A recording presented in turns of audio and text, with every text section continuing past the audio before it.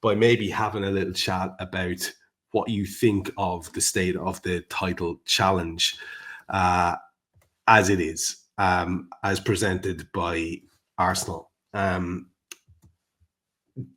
There's many people who are of the opinion that this is one of the greatest teams I've ever seen. There are many other people who are trying to denigrate what they offer. We know for a fact that they are short a lot of striking talent. We've heard Saka and Martinelli should return after international break, which, unless I'm mistaken, was when they were saying they were going to be back anyway. But they were presenting it there via John Cross, who writes for The Mirror. You might be familiar with him. He's very much a heart on his sleeve Arsenal fan anyway. So I don't know, was that supposed to be positive spin? But they're going to have those two guys probably back. Jesus longer term. When you look at what they have to offer, they dug out a win, and it's the kind of win, the two late goals that would make you think, well, maybe we have a right old chance at this. Maybe this is our year type of thing. You can understand how psychologically that would be a wonderful thing. And goals from a comparatively unusual source as well. What do you make of them in terms of their ability to stay the course, or more to the point, to outperform Liverpool, whatever Liverpool's performance is between now and the end of the year? They have to overhaul a 7-point differential and maintain their own form. They have to be borderline perfect between now and the end of the season. Do you see that as a possibility for them?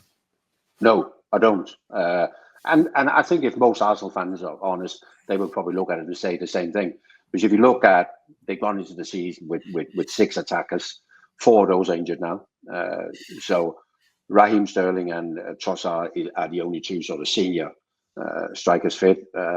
They've been fortunate with the young kid, Wanyeri, who, to be fair, he's more of a midfield player, but he's playing on the right instead of Saka, and he looks a really good player. But I just find that if that's their firepower between now and the end of the season, they're going to find it tough. And as you say, they have to be almost perfect. They'll give it a go. I mean, the thing with the game on Saturday against Leicester, that game was going nowhere. They couldn't create a chance. Raheem Sterling was having a nightmare.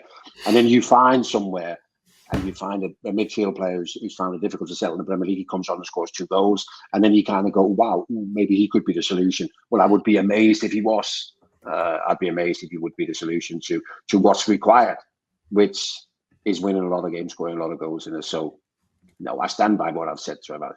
I think it's going to be too difficult for them. We have difficult games, but the biggest thing probably is that they got to go to Anfield. But I'm also looking midweek next when we play Newcastle at home. They go to Forest. You need all your strikers fit to get something at Forest, and they're very difficult to play against. So, no, I don't think. I think Arsenal for the 3rd year running will finish a gallant second, but I don't think they've got enough.